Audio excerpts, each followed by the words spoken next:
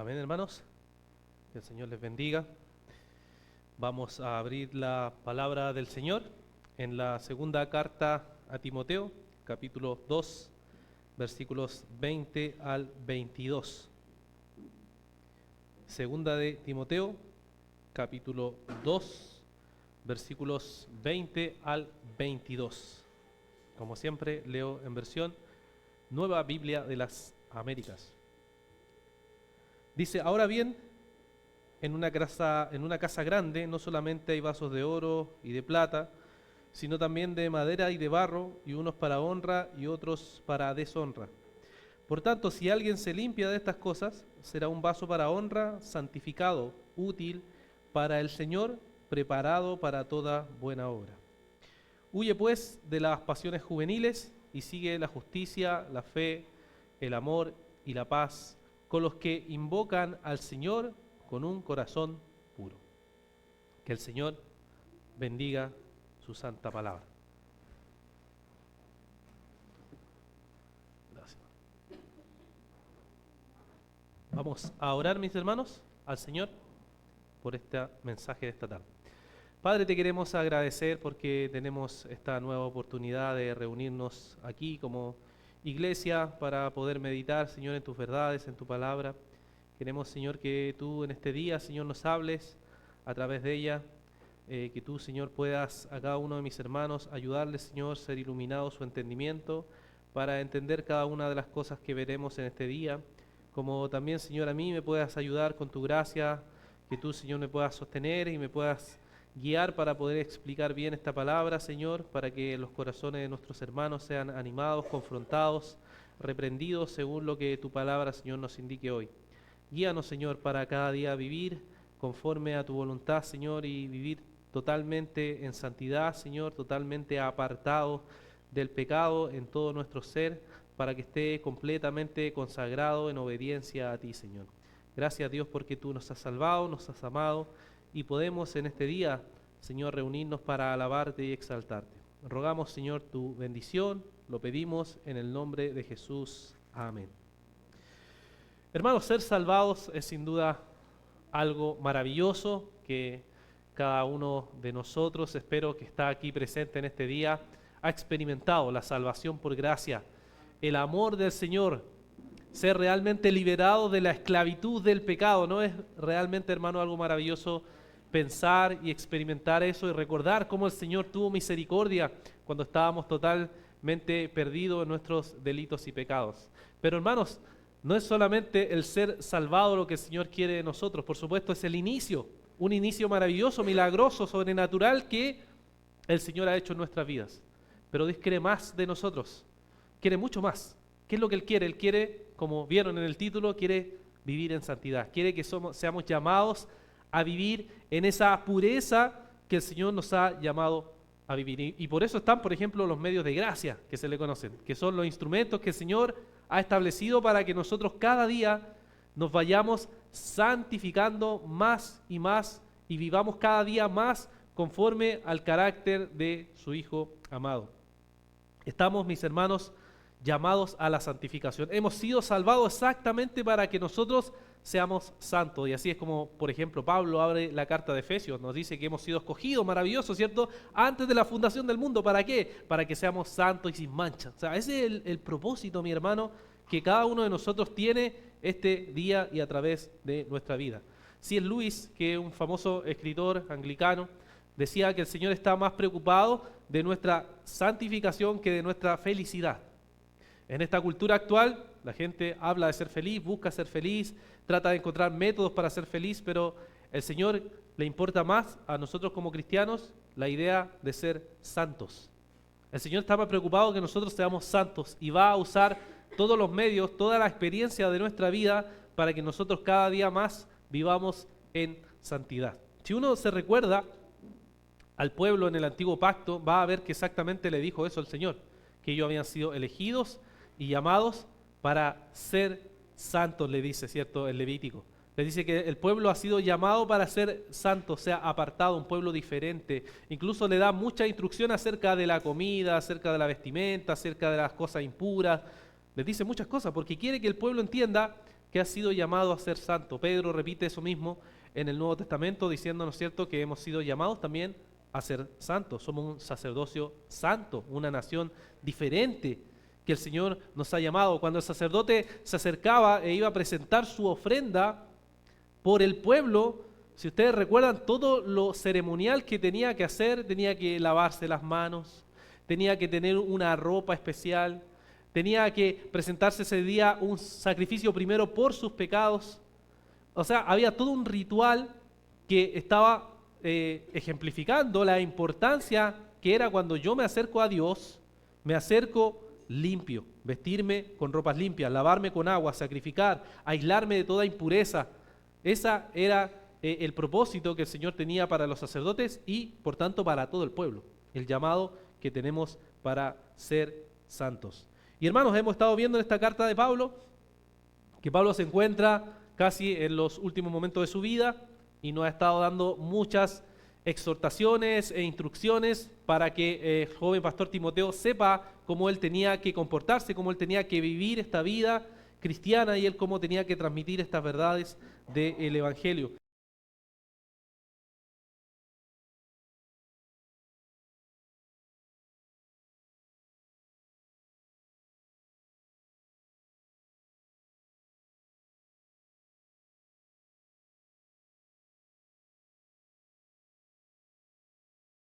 Al joven pastor Timoteo una ilustración.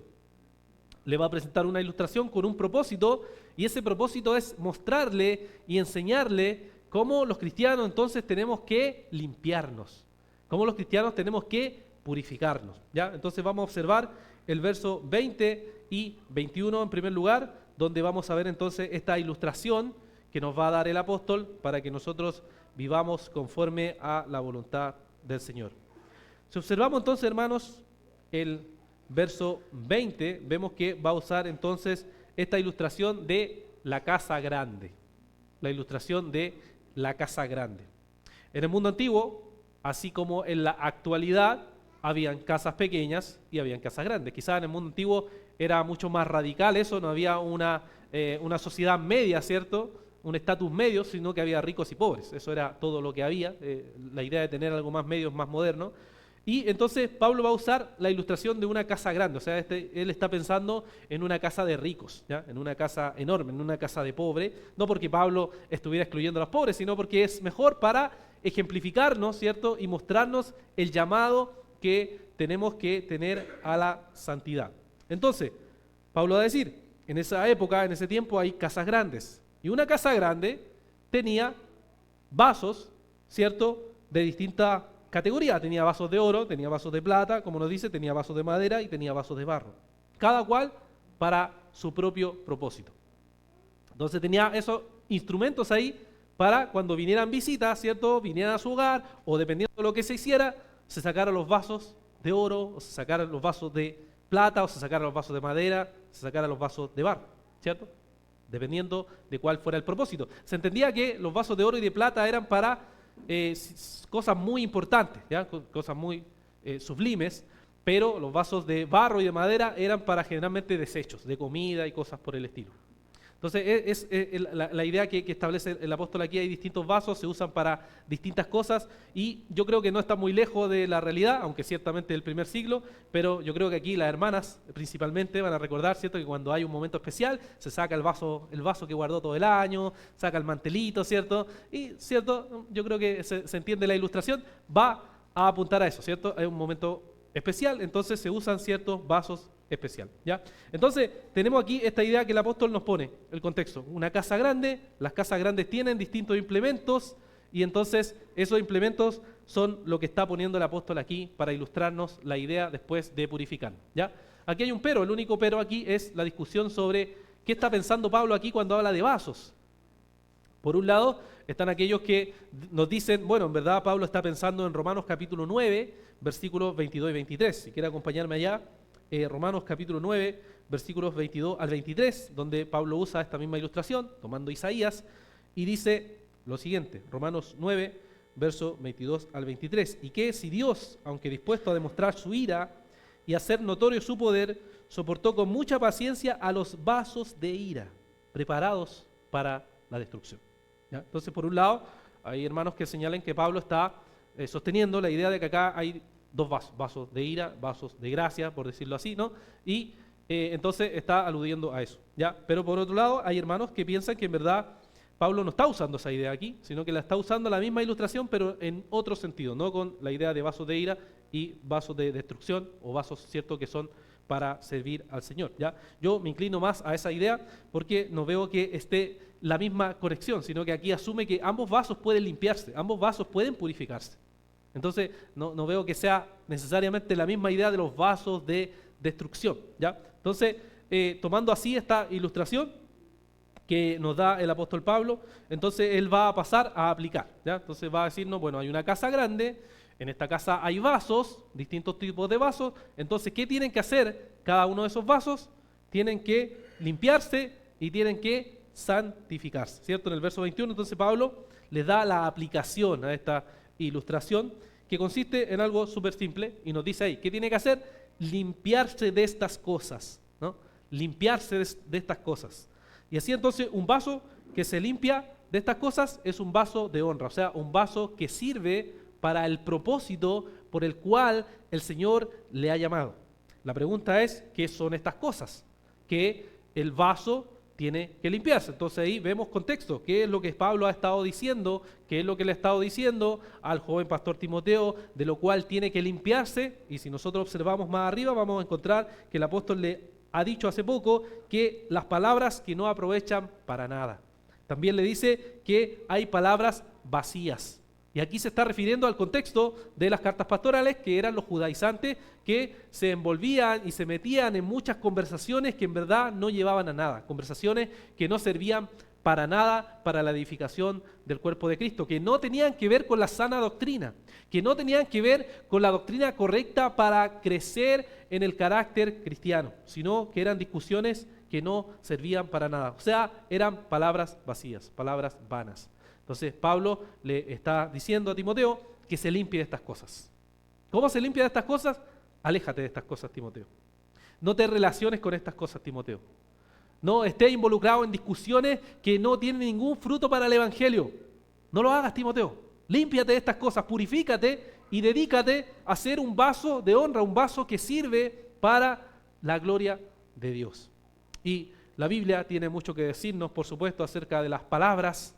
Las palabras, por supuesto, que son palabras que debemos evitar, no son solamente las de un conflicto que no tengan ningún sentido, sino que la Biblia nos habla de palabras que no sean también de edificación, palabras que no ayuden en el carácter cristiano a crecer. Por ejemplo, Pablo nos dice en Efesios capítulo 4, versículo 29, lo siguiente. Efesios capítulo 4, versículo 29. Dice, no salga de la boca de ustedes ninguna palabra mala, sino solo la que sea para buena edificación, según la necesidad del momento, para que imparta gracia a los que escuchan. O sea, ¿cuál es la idea? La idea es, usa tus palabras de forma sabia, usa tus palabras de forma que edifiquen, construye y edifica con tus palabras para el reino del Señor. Y eso Pablo le está diciendo, de eso debes limpiarte, eso es también santidad. Siempre tomamos santidad solo, ¿cierto?, contra el pecado sexual. Bien, cierto, es verdad.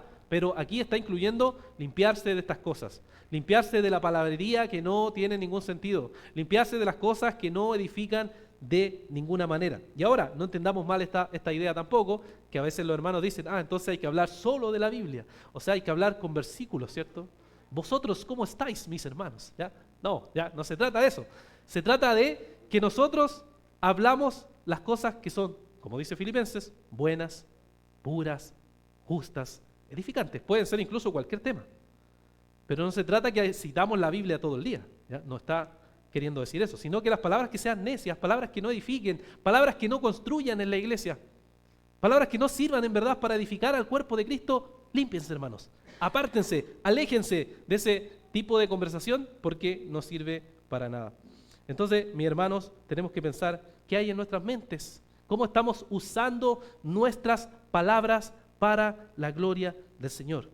Si es que hay algo sucio, algo vil, alguna intención pecaminosa en nuestras palabras, en nuestro actuar, si no estamos hablando palabras que sean de sana doctrina, que edifiquen a la iglesia, entonces ¿qué tenemos que hacer? Limpiarnos. Limpiarnos en el río de la gracia, así como Naamán se limpió 7 veces, limpiarnos de nuestra impureza en el mar de la gracia y apartarnos de todo lo que es pecaminoso. Esa es la intención de Pablo, decirle, límpiate, Timoteo, aléjate de esas palabras porque no sirven para nada. Pero aquí, por supuesto, podemos incluir que este es el propósito del Señor para nosotros, limpiarnos, santificarnos, que usa también en este pasaje. Además de limpiarnos, entonces, ¿qué hacemos? Nos dice Pablo, nos santificamos. Y la idea de santificar es la idea simplemente de apartarse, ¿cierto? Apartarnos de las cosas que son pecaminosas. Y hermanos, esa es la voluntad de Dios para un hijo de Dios. La voluntad de Dios para un hijo de Dios es la santificación. No es la aureola, no es poner cara de santo, no, es santificación, apartarse del pecado, alejarse de todo lo que es pecado, parece pecado, sospechamos que es pecado, alejarse de esas cosas, apartarse de esas cosas. Pablo lo dice así en la primera carta de Tesalonicenses capítulo 4. Primera de Tesalonicenses capítulo 4, el versículo 3 nos dice lo siguiente: porque esta es la voluntad de Dios, su santificación, es decir, que se abstengan de inmoralidad sexual, que cada uno de ustedes sepa poseer su propio vaso en santificación y honor, no en pasión degradante, como los gentiles que no conocen a Dios. Y el versículo 7 dice, aquel que rechaza esto, rechaza a Dios. O sea, aquel que rechaza la idea de que yo fui salvo por gracia, pero no tengo que santificarme, está rechazando a Dios. Porque la idea y el propósito para nosotros como cristianos es haber sido salvado por gracia y entonces comenzar el proceso de santificación. Un proceso que dura toda la vida y cada uno de nosotros sabe en qué área de nuestra vida es donde tenemos que luchar, es donde tenemos que crecer, es donde necesitamos la exhortación y el ánimo de otros hermanos, es donde tenemos que dar cuenta, rendir cuenta y ayudarnos y apoyarnos. Cada uno de nosotros sabe cuál es esa área, pero todo cristiano que sirve y quiere servir en la obra de Dios necesita limpiarse y santificarse. Ahora, lamentablemente, tenemos que decir que la iglesia evangélica en general ha caído exactamente en lo contrario, porque se pone a las personas a hacer cosas sin primero estar seguros si las personas se están santificando o se están limpiando. Dicen, no, es que esta persona es muy hábil en algo, es que habla muy bonito, es que llega muy rápido a las personas, es que es muy bueno con los instrumentos, entonces lo ponemos inmediatamente. Pero es todo lo contrario. La Biblia llama primero a santificarse y a limpiarse. Y entonces cuando yo esté santificado y esté limpio, puedo servir. Puedo servir. Nuevamente, volvamos a la idea del antiguo pacto. Los sacerdotes no eran perfectos y por eso presentaban sacrificio por sus pecados. No eran perfectos. Pero sí, cuando iban a servir a Dios, ¿qué hacían? Se limpiaban, se lavaban las manos, se cambiaban las vestiduras, se preparaban. Y cualquier persona que sirva en la obra de Dios y que no tiene esa conciencia de limpiarse al pararse en este lugar o al tocar un instrumento o al dirigir alguna reunión, cualquiera que no tenga esa conciencia está pecando delante de Dios y no debería tomar nada en la iglesia. ¿Por qué? Porque esperamos lo que dice el Señor aquí. Tenemos que santificarnos, limpiarnos. Y es un proceso, hermanos, de toda la vida. Toda la vida luchamos con el pecado, toda la vida somos transformados por la gracia de Dios. Hermano, entonces examínate, ¿estás limpiándote en el Señor? ¿Estás santificándote? ¿Hay algo en tu mente, en tus intenciones, en tu pensamiento, en tu actuar que quizás nadie de nosotros ve, pero sin embargo Dios sí ve? Si hay algo de eso, hermanos, límpiate, arrepiéntete de tu maldad, arrepiéntete de tus pecados, porque puedes engañar a la iglesia, puedes engañar a los pastores, pero no puedes engañar a Dios. Y Dios te va a juzgar por eso. Dios va a ejecutar su juicio contra ti si tú no te arrepientes.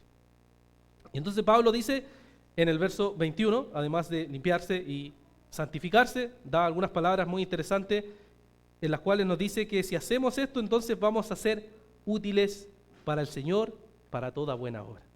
Útiles para el Señor, para toda buena obra. Esta frase la encontramos en la misma carta después, más adelante, en el capítulo 3, versículo 16, una cita que yo creo que todos conocemos, nos dice, toda escritura es inspirada por Dios y útil para enseñar, para reprender, para corregir, para instruir en justicia, a fin de que el hombre de Dios sea perfecto, equipado para toda buena obra. ¿Ven? Usa la misma idea el apóstol aquí, la idea de ser útil y capacitado para toda buena obra. Tito capítulo 3, versículo 1 también nos dice lo siguiente. Tito 3, 1 dice: recuérdales que estén sujetos a los gobernantes, a las autoridades, que sean obedientes y que estén preparados para toda buena obra. Y tenemos también otra afirmación famosa en Filemón, capítulo 1, versículo 11, donde nos dice esta frase el apóstol, que en otro tiempo te era inútil, pero ahora nos es útil a ti y a mí, ¿cierto? Hablando de este esclavo que fue la controversia. Entonces nos encontramos, mis hermanos, aquí con que esta frase de ser útil para toda buena obra está conectada con la santidad. O sea, ser útil en la obra del Señor no es simplemente tener dones o tener habilidades, no es suficiente, sino que una persona que va a servir en la obra del Señor tiene que ser una persona que se limpia y que se santifica constantemente. El ministerio de la palabra del Señor, especialmente el ministerio de los oficiales de la iglesia, ya sean ancianos o ya sean diáconos, es personas que han sido probadas y que podemos ver en su carácter que son personas útiles en el Señor, pero no por su capacidad, sino por su carácter. Podemos ver que la Biblia nos enfatiza carácter antes que habilidades. Y por tanto, mis hermanos, si una persona va a servir, va a ser instrumento en las manos de Dios, va a ser una persona que se ha santificado y se ha limpiado. Hay un predicador que decía, ¿cierto? El diablo no teme tanto a aquellos que son hábiles, sino que el diablo teme a aquellos que tienen una vida de santidad con un carácter probado. A eso teme, porque en verdad esas son las personas que Dios está usando para extender el reino de Dios. Dios no está usando tanto al hábil, sino que está usando al santo. Ese es poderoso, el que está santificado. Incluso una persona puede ser no tan hábil. Hay personas que no tienen una gran capacidad para predicar tan excelentemente o tener un excelente discurso, pero si es una persona santa que vive en oración, que vive buscando el rostro del Señor, créame, la iglesia es remecida con el poder de eso. Y por eso no tenemos que engañarnos, especialmente los reformados, no tenemos que engañarnos. No es solo conocimiento la cosa. No es solo que usted adquiera conocimiento, no es solo que usted lea la Biblia, que lea libros de teología, que vea charlas, que vaya a conferencias. No es suficiente, hermano. Esa es la verdad, no es suficiente. No se crea que eso es ser cristiano solamente. Necesita santidad, necesita buscar el rostro de Dios, necesita humillarse, necesita quebrantar su corazón y decir: Señor, he pecado, Señor, mis intenciones en esto o en aquello no están bien. Y me arrepiento, reconozco mi maldad, reconozco mi pecado. Es un llamado, mis hermanos, a santificarnos delante del Señor. ¿Está realmente siendo usado por el Señor de esa manera? ¿Viviendo santamente delante de Dios? ¿O es solo una apariencia? ¿O es porque tiene capacidades?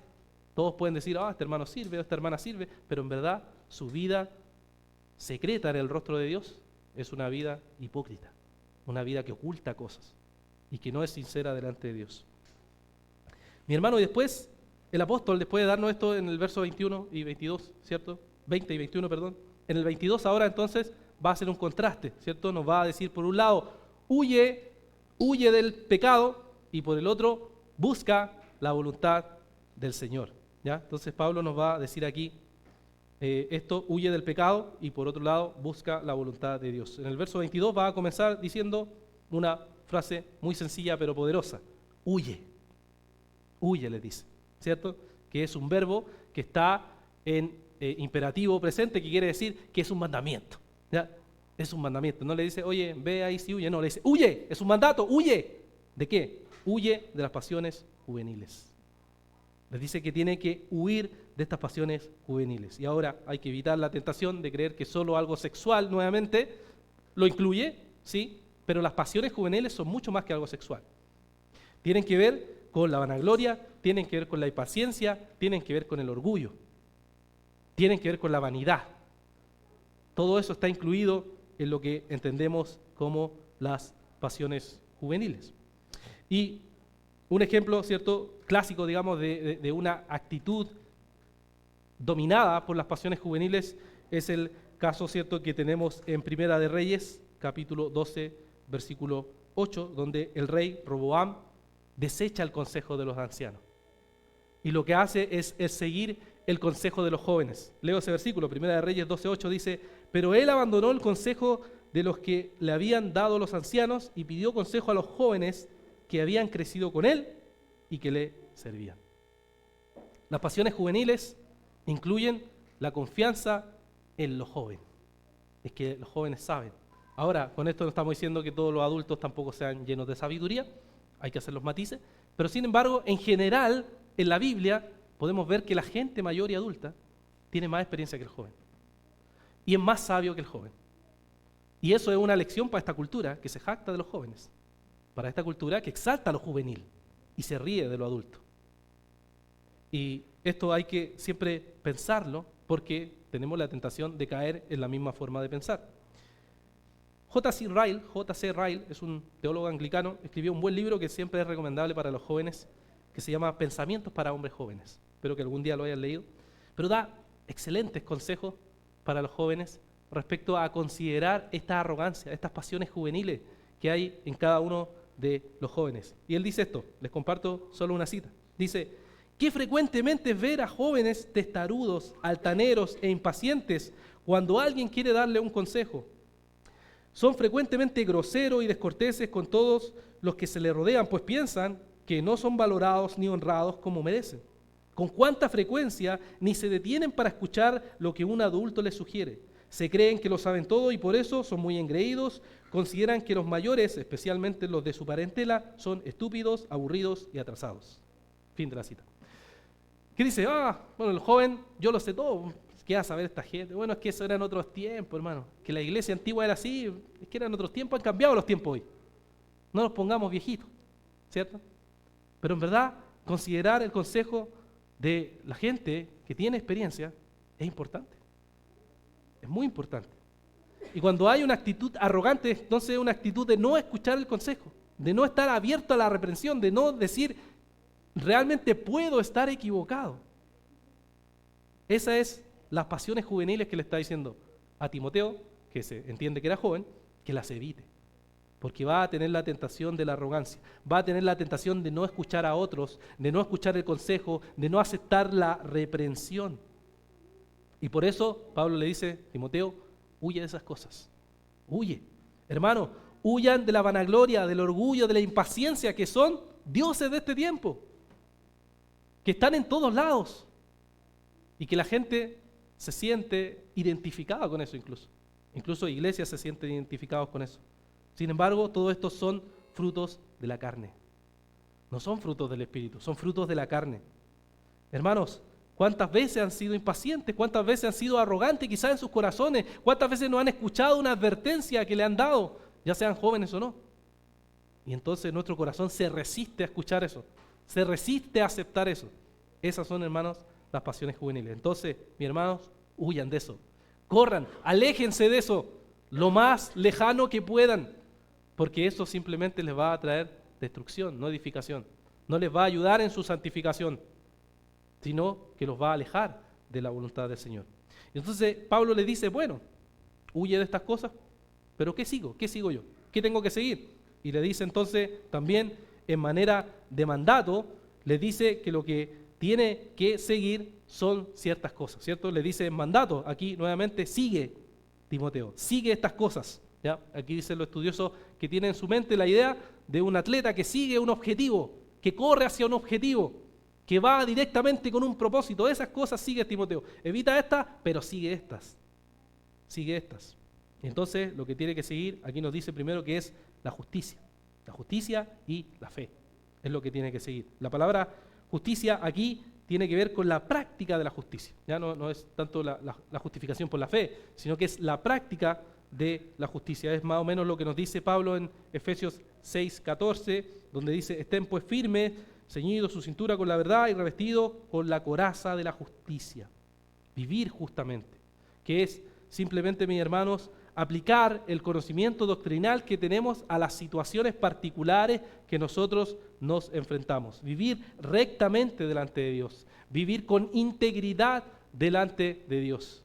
obedeciendo sus mandatos por amor. Mi hermano, ¿vives de esa manera rectamente ante el Señor? ¿Luchas contra la injusticia? ¿Luchas de vivir conforme al Evangelio? ¿Tomas decisiones justas en todos los ámbitos de tu vida? ¿Vives en esa justicia? ¿Sigue esa justicia del Señor? Pero también nos dice aquí que es la fe. Debemos seguir, aparte de la justicia, debemos seguir también la fe. Y aquí la fe, ¿cierto?, es confianza, fidelidad o lealtad a nuestro Señor, como nos dice 2 Corintios 5:7, porque por fe andamos, no por vista, ¿cierto? Nos movemos por esa confianza plena en el Señor. Y ahora fíjense en esta conexión. Hay una conexión entre la fe y la justicia. Están conectadas. ¿Por qué están conectadas? Porque imagina en una situación en donde tu fe es puesta a prueba, en donde tu integridad es puesta a prueba, en donde en un trabajo, en un estudio, en lo que sea, se te pide hacer algo que va contra la fe. ¿Qué es lo que tú tienes que hacer? Vivir a favor de la fe, ¿cierto? Pero ¿qué va a suceder? Tu fe va a ser probada. Y si tú obedeces al Señor sin importar cuáles son las consecuencias y practicas la justicia, entonces estás siguiendo lo que dice aquí Pablo. Pero si tienes miedo, si dudas, entonces pierdes la fe y no crees. Y entonces no vives según la justicia. Entonces fe y justicia se relacionan totalmente, ¿no? Por eso le dice, sigue la fe, sigue la justicia, porque esta es la voluntad de Dios para ti. No importa si pierdes cosas materiales, no importa si pierdes tu trabajo, no, tienes que vivir según la fe. Si es que eso te cuesta lo que te cueste, vives según la fe y practicas entonces, hermano, la justicia. Es algo que nosotros practicamos, es algo que entendemos la implicancia de lo que eso significa, comprendemos qué es vivir por la fe, sabemos que vamos a tener problemas con el mundo por practicar la fe cristiana, permanecer en la doctrina sana, permanecer en la verdad del Señor. Pero además de eso le dice Pablo, ¿cierto?, que tiene que seguir, aparte de la justicia y la fe, debe seguir el amor y la paz. El amor y la paz, ¿cierto? Aquí el amor es la idea de un amor incondicional, sacrificial, basado en la voluntad de Dios y no en el sentimiento. Bueno, podríamos decir mucho de esto, ¿no? Me refiero a que en este mundo todo se dice que se soluciona con amor, supuestamente, amor es amor, y eslóganes que hay por todos lados, pero muy pocas personas entienden cuál es el amor según la Escritura, que es un amor de una determinación. No es un amor simplemente sentimental o emocional, que sí lo incluye, pero no es simplemente eso, sino que es una determinación, es una decisión amar como la Escritura nos pide amar, porque el Señor nos ejemplificó exactamente eso. Él amó de forma determinada. Y ahora nosotros tenemos ese amor en nuestra propia vida. Porque Romanos capítulo 5, versículo 5 nos dice, y la esperanza no desilusiona porque el amor de Dios ha sido derramado en nuestros corazones por medio del Espíritu que nos fue dado. El amor del Señor, el amor eterno de Dios, se nos ha sido dado. Ha sido derramado en cada uno de nuestros corazones. Y entonces tenemos la capacidad de amar como Dios nos ha llamado a amar. Por eso el distintivo de los discípulos del Señor es el amor. ¿Se acuerdan cuando Jesús se está yendo y le dice que vean, que el mundo vea cómo ustedes se aman? Que veamos en la iglesia cómo nos amamos, pero no como el mundo, sino que nos amamos como el Señor nos mostró a través de su ejemplo. Seguir el amor del Señor es seguir una determinación. Cuando uno es miembro de una iglesia, muchas emociones pasan. Hay cosas buenas, hay cosas malas, hay cosas a mejorar, hay cosas que a veces se empeoran y puede uno vivir muchas sensaciones y experiencias. Pero si uno entiende y dice, esto es parte de amar, esto es parte de amar como el Señor nos ha llamado a amar. O la gente que tiene la idea romántica del ministerio pastoral o de ser misionero, ¿cierto? Dice, no, genial, estar con el Señor. Sí, bien, es cierto, es hermoso, hermano, es maravilloso servir. Pero van a llegar los momentos en que el amar verdadero va a tener que probarse. Y van a llegar los momentos difíciles. Y van a llegar los momentos en que el sentimiento no va a estar. Y tú vas a tener que amar porque has decidido amar. Has determinado amar. Eso es el amor en las Escrituras. Entonces, mis hermanos, sirven con amor, se relacionan con amor, predican con amor, actúan con amor, tienen un corazón lleno de Dios que pueden amar de esa manera? Que aunque el otro no te dé, aunque no recibas nada del otro, aún así amas. Porque el Señor ha derramado el amor en sus corazones. Y eso es muy difícil cuando algo que nos hace mal a nosotros y tenemos que perdonar al otro sobre eso, es difícil. Pero tenemos que recordar, el amor de Dios ha sido derramado en nuestros corazones. La gracia de Dios está en nuestra vida. Y además le dice que entonces tiene que seguir el amor y la paz. En la Biblia la paz no es solo la ausencia de conflictos, sino que es una armonía con Dios y con el prójimo, lo que se conoce en el antiguo pacto como el shalom de Dios, ¿cierto? Que es la idea, ¿cierto?, de tener paz con Dios. Y esa paz se manifiesta no solo en una relación con Dios, sino que se manifiesta también en las relaciones con el prójimo y también en la relación con la creación que el Señor ha creado. Y por eso Dios ha creado una iglesia, una comunidad donde nosotros nos relacionamos y en donde manifestamos y mostramos la paz. Y la paz no solo está cuando hay ausencia de conflicto, sino cuando nos relacionamos constantemente, estamos viviendo entonces en la paz del Señor. Pablo nos dice, ¿cierto?, esto en Romanos 5.1, nos dice, por tanto, habiendo sido justificados por la fe, tenemos paz para con Dios, por medio de nuestro Señor Jesucristo. Entonces, tenemos una paz con el Señor, pero también el autor de Hebreos nos dice en Hebreos 12.14, busquen la paz con todos y la santificación, sin la cual nadie verá a Dios. Siempre se pone énfasis en la santificación, pero aquí dice, busquen la paz también con todos. ¿Cierto? La paz es parte de la santificación. Entonces, mis hermanos, la paz cristiana, seguir la paz cristiana es estar en comunión con el Señor constantemente y estar en comunión con los hermanos y con su iglesia constantemente. Y eso es seguir la paz con Dios. Cuando tenemos conflictos con nuestros hermanos que no están resueltos, entonces no estamos siguiendo la paz. No estamos siguiendo la voluntad de Dios. Cuando se rompe esa relación, estamos yendo contra la paz del Señor. ¿Y qué tenemos que hacer? Nosotros esforzarnos, si es posible y depende de nosotros, nos dice Pablo, ¿cierto? Mantengamos el bien con todos, la paz con todos. Tratamos de luchar con eso, especialmente en un mundo siempre dividido, siempre en conflicto, tratamos nosotros de mantener la paz como cristianos. Entonces Pablo le dice, sigue el amor, sigue la paz, sigue, ¿cierto?, todas estas cosas. Y termina diciéndole que debe, ¿cierto?, aparte de seguir estas cosas, debe entonces mantenerse con aquellos que invocan al Señor con un corazón puro. Y esto, fíjense que le ha dicho a Timoteo de forma individual, debe huir del pecado, debe seguir la voluntad de Dios, pero debe también estar en unión con aquellos que invocan al Señor con un corazón puro. Esto es lo que hace el pueblo de Dios. Invocar al Señor con un corazón puro. Salmo 145, versículo 18, dice, el Señor está cerca de todos los que invocan en verdad. Fíjense el énfasis, en verdad. ¿Por qué en verdad? Porque hay gente que invoca el nombre de Dios, no en verdad. Hay gente que aparentemente invoca el nombre de Dios, pero no lo invoca en verdad. ¿Cuál era la reprensión de Isaías que repite Jesús? Este pueblo de labios me honra, pero su corazón está lejos de mí. Hermano, esa es una tentación para esta iglesia y para cualquier iglesia y para cualquier cristiano. Usted puede venir aquí al culto, puede venir a todas las reuniones, puede estar cumpliendo con todos los requisitos, pero sin un corazón real, sin un corazón que en verdad invoca al Señor. Examínese, ¿por qué viene? ¿Por qué asiste a las reuniones?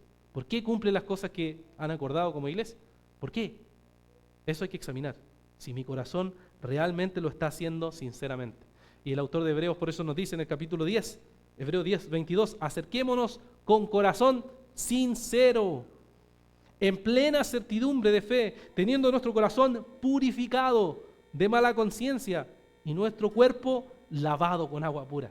Puros símbolos del Antiguo Testamento, que está poniéndolo para decir, tenemos que estar limpiados, purificados delante del Señor. No ser como el pueblo de Israel, no ser como gente que aparentemente adoramos a Dios, pero en verdad no lo estamos adorando. Y ahora, Pablo sabía mucho de esto, y por eso le dice a Timoteo. ¿Por qué lo sabía? Porque si usted revisa las cartas pastorales, se va a encontrar hasta con nombre a los falsos, a aquellos que supuestamente invocaban el nombre de Dios, pero que en verdad no lo invocaban sinceramente. Tenemos, por ejemplo, en el capítulo 1, versículo 15, lo vimos, Fileto y Hermógenes, gente falsa, Capítulo 2, versículo 17, Himeneo.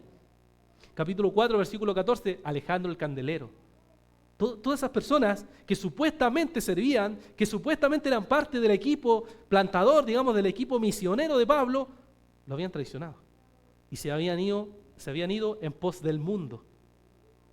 Y supuestamente eran cristianos. Así que, hermanos, no nos sorprendamos cuando nos encontramos con personas que dicen seguir a Dios, pero que con su vida contradicen lo que dicen con su boca. No nos sorprendamos.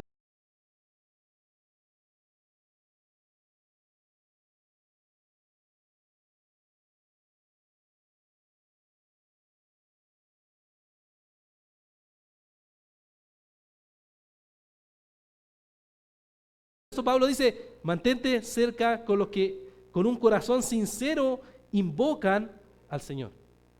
Van a encontrarse con falsos hermanos, van a encontrarse con falsos pastores, van a encontrarse con gente que va a intentar manipularla. ¿Qué hacemos ante eso? Nos santificamos.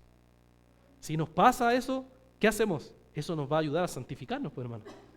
Nos va a probar nuestro carácter, nos va a servir para crecer espiritualmente. ¿Es duro? ¿Es difícil? Sí, hermano, no les miento, es duro, es difícil. Yo mismo he tenido que vivir momentos así, pero sin embargo, la gracia del Señor ha actuado para mostrarme que aún la iglesia verdadera, a pesar de los falsos, está. Los verdaderos creyentes están. La iglesia reunida está junta, adorando al Señor, está invocando sinceramente al Señor. Mis hermanos, lo más terrible que puedes ver es no solo mirar para afuera, sino mirarte tú mismo y preguntarte, ¿soy yo alguien que invoca al Señor sinceramente?